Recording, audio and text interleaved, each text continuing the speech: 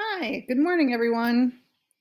Yesterday, your job was to read about primary and secondary sources and watch some videos and then look at like a journal diary of someone's trip from New York City back to Wisconsin. Today, you're going to start to create your own personal account of this time period so you become the primary source. Just a reminder, this is more about the experience and what you are like having to go through right now, and maybe about some ways that your life has changed at home, or maybe you have this different schedule, or maybe it's about how virtual schooling is going, or things to keep you busy. This does not have to be specifically about the virus. That's why we are home, but you don't have to tie it to that or your thoughts or feelings about it. This is more to just your perspective about what you're going through. So what I'm going to ask is that you create two personal accounts.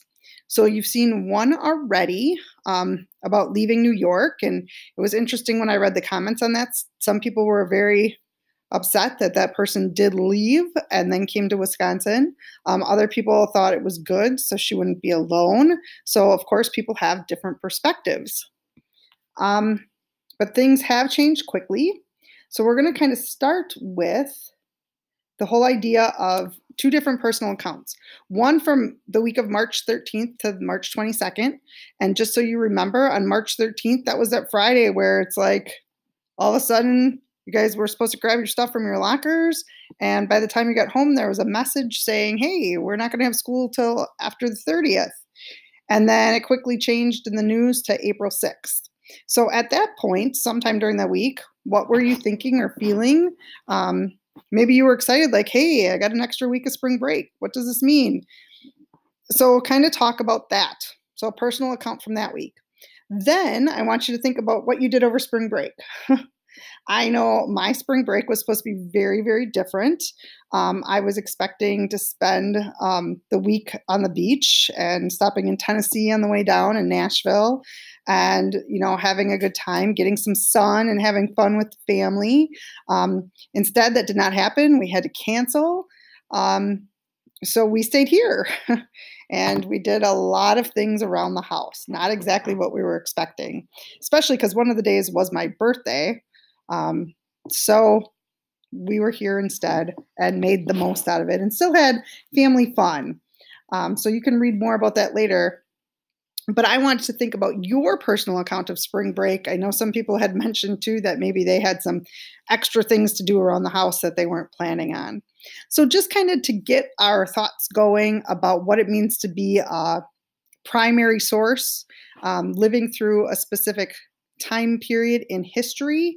I know it's not history yet. This is still our present, but at some point it will be history and you will have this written record. Again, I want you guys to kind of keep this maybe on the lighter side. Think about it from a different point of view. And it doesn't always have to be like just written paragraphs. For some people, that might be an easy way to do things.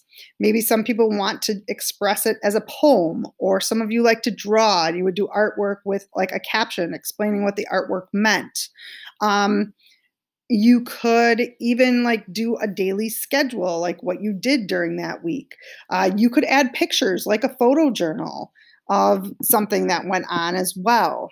So it's completely up to you, but I would like you to make sure that you attach the information here that you are going to use.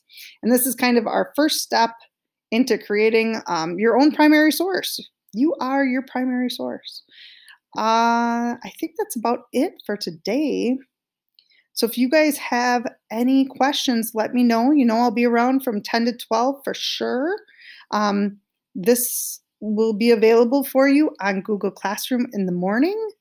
And that is all. I hope you guys have a great day and enjoy kind of looking at things from a different point of view as we go through our virtual learning. Thanks. Bye-bye.